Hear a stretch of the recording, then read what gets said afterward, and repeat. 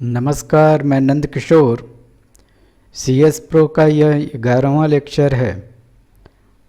अब तक के लेक्चर में हमने एक डमी हाउस होल्ड क्वेश्चनायर के आधार पर कैसे data entry program, validation program तैयार करते हैं ये देखा, और इन प्रोग्राम के थ्रू कैसे फील्ड से कलेक्ट किए गए डेटा को इंटर करते हैं, उसे वेरीफाई करते हैं, वैलिडेशन लिस्ट निकालते हैं, उसमें मॉडिफिकेशन या करेक्शन करते हैं।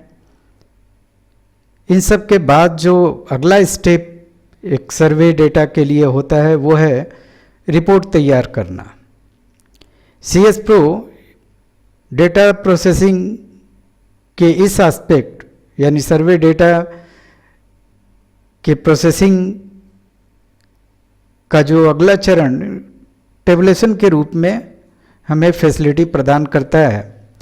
टेबुलेशन के दो पार्ट हैं, एक तो फ्रीक्वेंसी टेबल जनरेट करना और दूसरा क्रॉस टेबुलेशन एप्लीकेशन बनाना। ये दो प्रकार की सुविधाएं CS प्रो हमें देता है। फ्रीक्वेंसी टेबल बनाने के लिए हमें वो यूटिलिटी प्रदान करता है और क्रॉस टेबुलेशन के लिए हमें वो एप्लीकेशन एक बनाने की सुविधा देता है। फ्रीक्वेंसी टेबल जैसा कि आपने अन्य जगहों पर भी देखा होगा, वो सिंगल वेरिएबल पर आधारित होता है। ऐसे वेरिएबल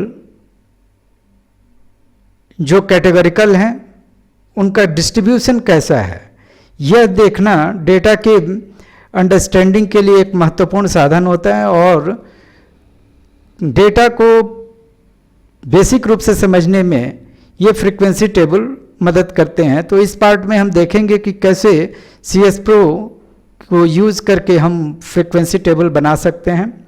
इसके लिए हमें CS प्रो की यूटिलिटी जो प्रोडक्शन मोड में इन्वायरमेंट है उसमें हम जाते हैं और यहाँ पर टूल्स में जो बहुत सारी यूटिलिटी दी गई हैं जिनमें अभी तक हम लोगों ने एक्सपोर्ट यूटिलिटी को पहले यूज़ किया है, अब हम फ्रीक्वेंसी टेबल को बनाना सीखेंगे। तो इसे ऑन करने पर आपके पास ये एक इन्वायरमेंट मिलता है। जैसा कि मैंने बताया था कि CS प्रो में जो प्रोडक्शन मोड है वो लेफ़्ट एंड राइट पैन में आमतौर पर बटा होता है सभी एप्लीकेशन और यूटिलिटीज़ के साथ।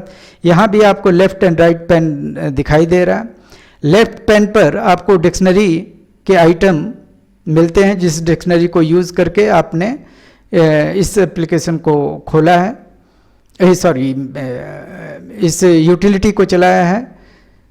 अब इसमें आपको सेटिंग के लिए अगर जो फील्ड्स जिन पर आप फ्रीक्वेंसी टेबल जनरेट करना चाहते हैं, जैसे अगर कास्ट के ऊपर करना चाहते हैं तो कास्ट सेलेक्ट कर सकते हैं, अगर आप वेदर लैंड के ऊपर सेलेक्ट करना चाहते हैं तो वेदर लैंड कर सकते हैं।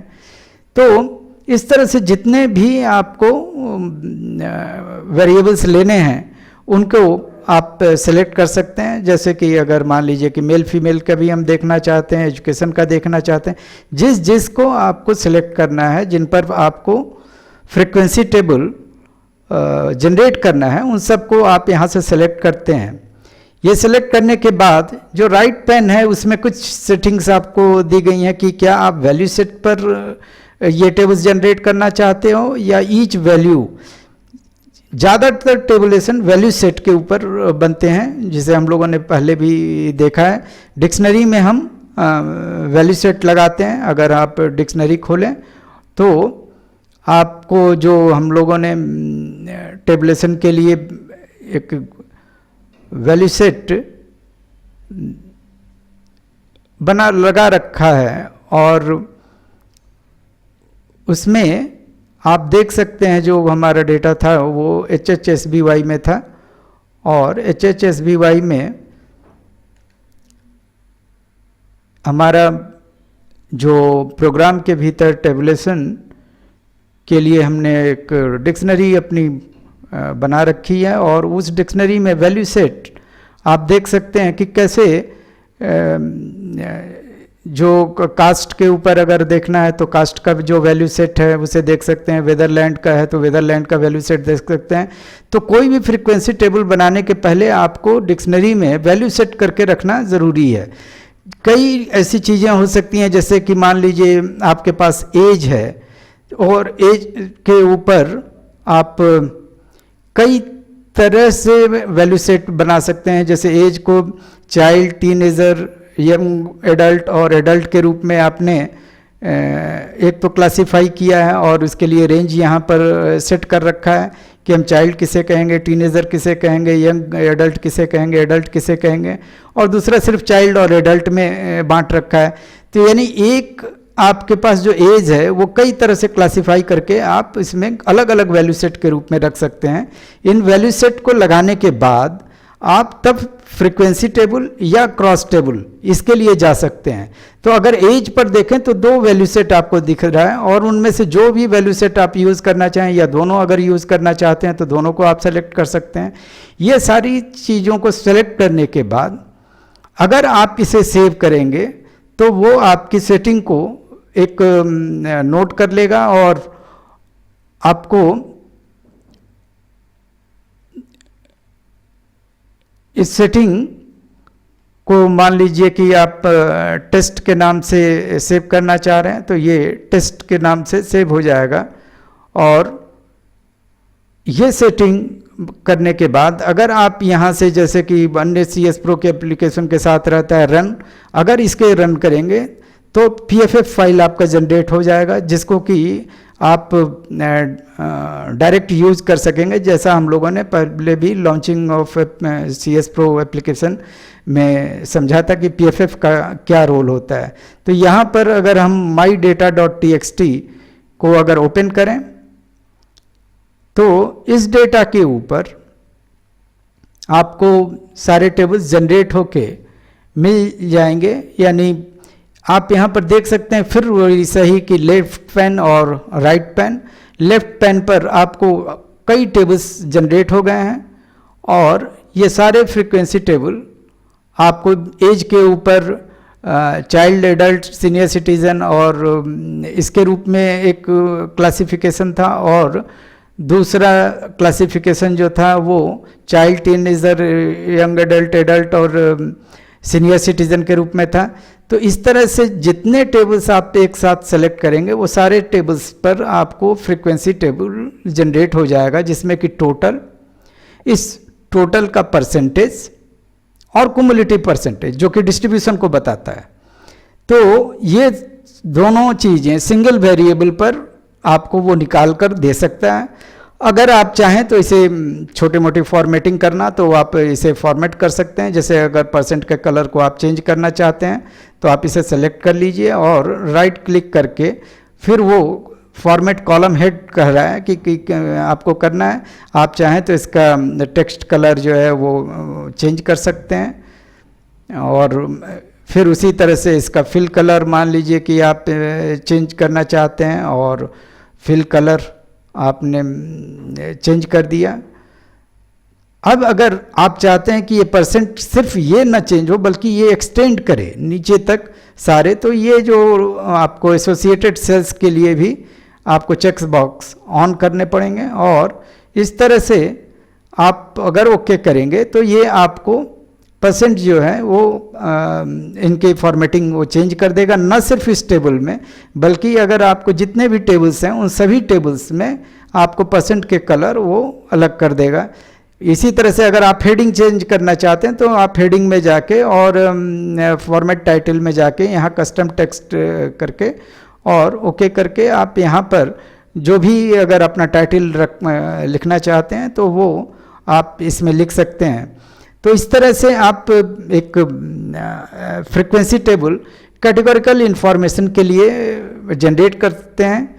नीचे वो ये आपको स्टैंडर्ड डेविएशन और वेरिएंस ये सब चीज़ें निकाल के आपको बताता है, लेकिन जैसा कि आपको पता है कि कैटेगोरिकल इंफॉर्मेशन के लिए स्टैंडर्ड डेविएशन और वेरिएंस का मतलब ज़्यादा नहीं होता। तो इन चीज़ों को आप जो इसको जो सेटिंग दी गई है उसमें अगर आप नो कर देंगे तो ये स्टैटिस्टिक्स जो जनरेट करता है वो आपके लिए वो फिर नहीं करेगा। उसी तरह से जो ईच वैल्यू फाउंड है ये उन सिचुएशंस के लिए ज़्यादा अच्छा होता है, जैसे कि आपका विलेज कोड है और हर विलेज के लिए आप सर्टेन फ्रीक्वेंसी जनरेट करना चाहते हैं, तो उसके लिए ईच वैल्यू फाउंड ज़्यादा सुटेबल होता है, वहाँ कोई वैल्यू सेट लगाने का मतलब नहीं होता। तो ऐसे सिचुएशन के लिए ईच वैल्यू फाउंड की सेटिंग ज़्यादा सुटेबल होती है। तो कुछ समरी ये है कि फ्रीक्वेंसी टेबल में आपको जाने के पहले डिक्शनरी में वैल्यू सेट प्रॉपर होना चाहिए। वैल्यू सेट लगाने के बाद जिनको आपको फ्रीक्वेंसी टेबल यूटिलिटी चलाएं और वो आपसे डिक्शनरी का नाम पूछेगा। डिक्शनरी का नाम देने के बाद आपको वो एक इन्वायरमेंट देता है जिसमें आप सेलेक्ट कर सकते हैं कि कौन कौन से वेरिएबल के ऊपर आपको फ्रीक्वेंसी टेबल जनरेट करना है, और जिन वेरिएबल पर आपको फ्रीक्वेंसी टेबल जनरेट करना है उन्हें आप चेक बॉक्स में ऑन कर दीजिए, और उसे ऑन करने के बाद इसे रन करने पर ये सारे फ्रीक्वेंसी टेबल जनरेट होते हैं। यहाँ यूनिवर्स में आप अगर कोई सेट करना चाहते हैं, जैसे मैं सिर्फ अगर जो लैंड वाले लोग हैं उनके लिए ही मैं जनरेट करना चाहता हूँ टेबल, तो आप Q102 = 1 यानी जिनके पास ज़मीन है उन्हीं के लिए ये जनरेट करो। अब इस टेबल का कोई मतलब नहीं है, और इसे चेक बॉक्स से हटा के और फिर से अगर आप रन करेंगे तो ये टेबल आपके रिफ्रेश हो जाएंगे और आपको इस फॉर्म में ये आपको जिनके पास ज़मीन है सिर्फ उनके लिए ये टेबल्स बन रहे हैं। तो इस तरह से इन्वर्स कैसे सेट करते हैं आप देखें कि सिंपल यहाँ पर जाके कंडीशन लिख देना है और उन कंडीशन के हिसाब से ये जो टेबल्स हैं वो आपको अपडेट हो जाते हैं। तो ये एक तरीका हमें मिलता है CS Pro में कि कैसे हम फ्रीक्वेंसी टेबल बनाएंगे। आगे के लेक्चर में हम देखेंगे कि क्रॉस टेबुलेशन जिसमें दो से ज़्यादा वेरिएबल्स के बीच के रिलेशनशिप को हम लोग स्टडी करते हैं, उसको हम देखेंगे कि उसके लिए एप्लीकेशन बनाने की सुविधा किस तरह से हमें CS Pro प्रोवाइड करता है। धन्यवाद।